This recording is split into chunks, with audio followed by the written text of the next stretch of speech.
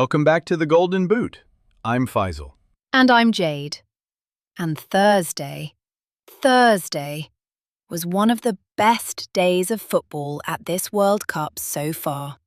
4 matches, drama, upsets, a hat-trick, a 6-0 hammering, a goalkeeper howler. Let's get into it. Right. Thursday, June the 18th. 4 games. Let's go through them all. Starting with Group A, Czechia versus South Africa in Atlanta. And this ended 1-1. A draw that pleased nobody really, but there were fireworks. Czechia came in needing a result after losing their opener to South Korea. South Africa needing something after being beaten by Mexico on day 1. This was a must-not-lose for both sides. And it played out like one. Very tight, very cagey.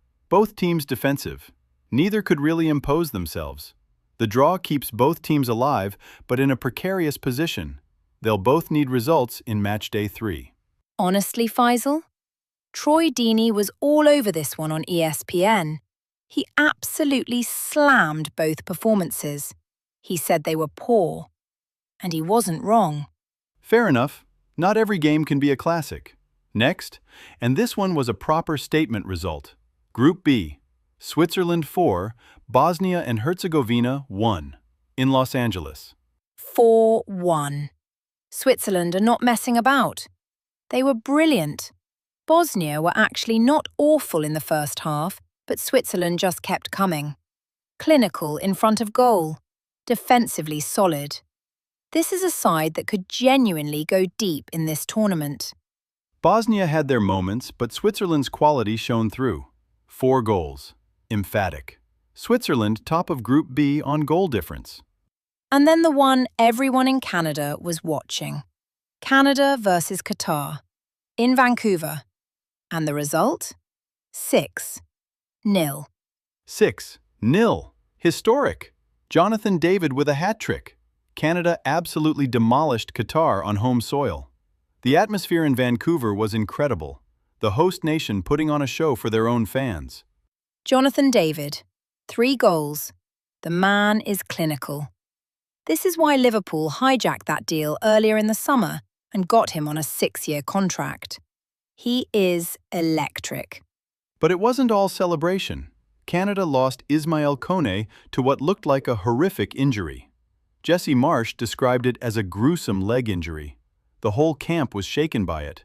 Kone is out of the tournament. Everyone's thoughts are with him. A bittersweet night. Historic win, 6-0 in your first home World Cup, but at a cost. Hope Kone recovers well. And then the final Group A game of the day. Mexico 1, South Korea 0, in Zapopan. And that result confirmed Mexico through to the knockout rounds. Mexico are through!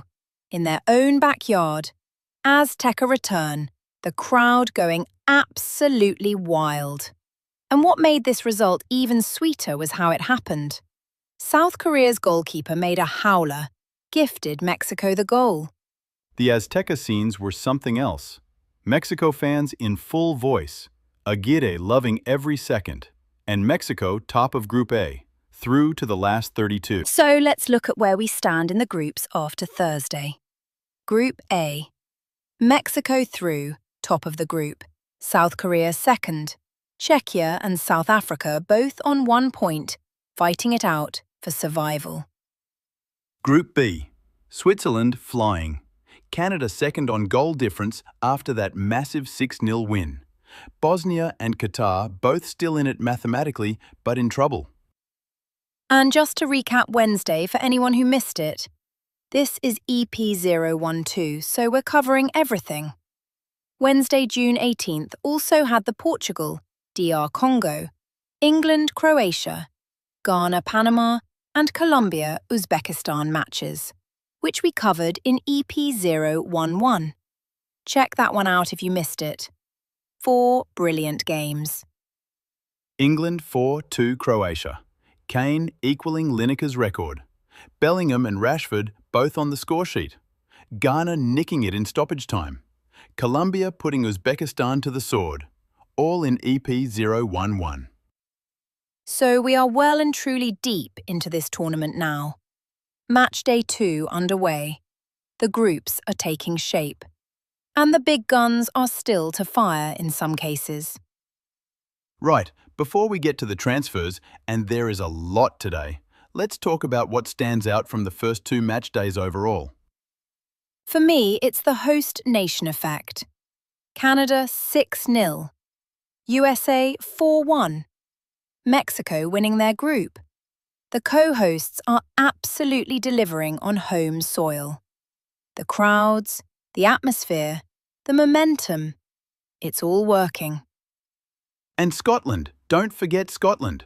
Their first World Cup win in 36 years, 1-0 over Haiti. McGinn with the goal. They're actually top of Group C going into match day 2. Who saw that coming? Nobody. And they've got Morocco next, which is a proper test. But the belief in that camp must be sky high right now. One more shout. Norway. Haaland. 2 goals on debut. Norway have the look of a team that could cause real problems for the big sides. Don't sleep on them. Right, transfers. Because Friday's papers have gone absolutely off. Let's go through them one by one. First up, Liverpool and Yan Diomande. The RB Leipzig winger. Liverpool are pushing hard for a quick agreement. Reports say they're willing to put forward a package of £86 million. That's €100 million for the 19-year-old Ivory Coast international. He is rapid, direct, and caused absolute chaos in the Bundesliga last season. The complication? Paris Saint-Germain are also in for him. And reports from Telefoot suggest Diomande himself would prefer a move to PSG. So this is not done by any means. Liverpool are going to have to make him an offer that beats PSG financially, or sell the sporting project. Liverpool also moved to sign Victor Munoz from Osasuna earlier this week. £34.5 million, 22 years old, 6-year deal, so the business is getting done at Anfield. But Diomande is the big one. Arsenal, meanwhile, have had their first bid for Jeremy Monga rejected. 19-year-old Leicester City and England under-19 winger, one of Arsenal's long-term targets. Leicester knocked it back. They want more. This saga is going to run all summer. Arsenal are also preparing a bid for Bradley Barcola, the PSG and France winger. 23 years old. Now, this is interesting because PSG are also after Diomande. So if Arsenal take Barcola away from them, PSG might redirect their funds entirely to Diomande instead. These deals are all connected. The football transfer market is like a giant domino effect. One deal triggers another.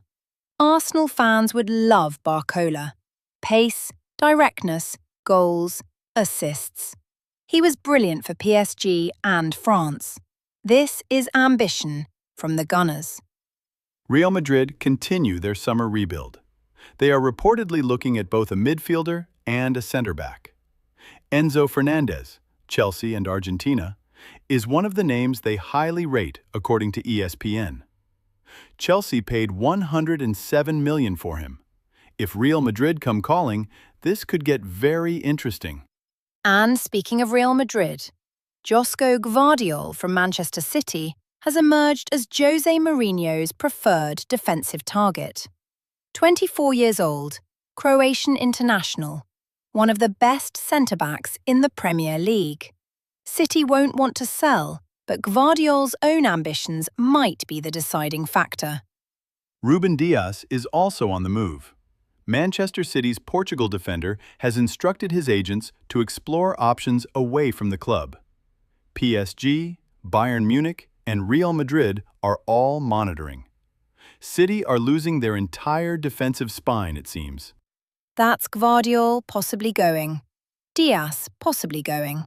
City are going to need serious investment at the back. Over to Barcelona. They are weighing up a move for Piero Hincapie. 24 years old, Arsenal and Ecuador defender. Barca want him? Arsenal are not going to let him go easily, but if Hincapie agitates for the move, it could get complicated.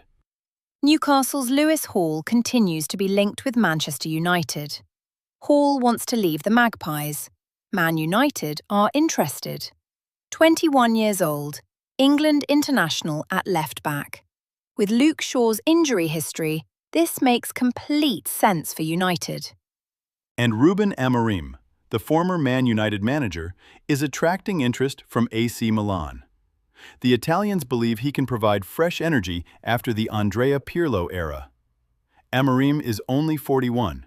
If he wants a fresh start in Serie A, Milan is an incredible job. One for the Merseyside Red Half.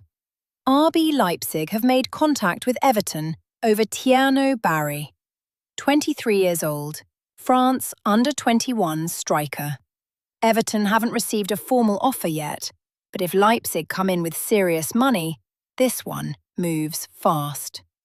And finally, completely out of left field, Bernardo Silva update. It was reported that Real Madrid were the frontrunners after his Man City contract expires. But Barcelona will not match the financial packages on offer from Real Madrid and Atletico Madrid. So Bernardo Silva is leaving City, and it's basically between Real Madrid and Atletico. The man deserves a send-off at the Etihad because he's been absolutely brilliant for City. But at 31 years old, on a free transfer, whoever gets him is getting an absolute bargain. What a window this is shaping up to be. Barcola to Arsenal, Diomande to Liverpool or PSG, Gvardiol and Dias possibly both leaving City, Hincapie to Barcelona, Monga rejected, Bernardo Silva free to Real or Atletico. The summer has properly kicked off. And we're only in June. Wait until July. That is your Golden Boot episode 12. If you want the tactical breakdown, pure analysis, check out our tactical bonus series, also on this channel. EP1 is already up. Like, subscribe, follow us on Facebook.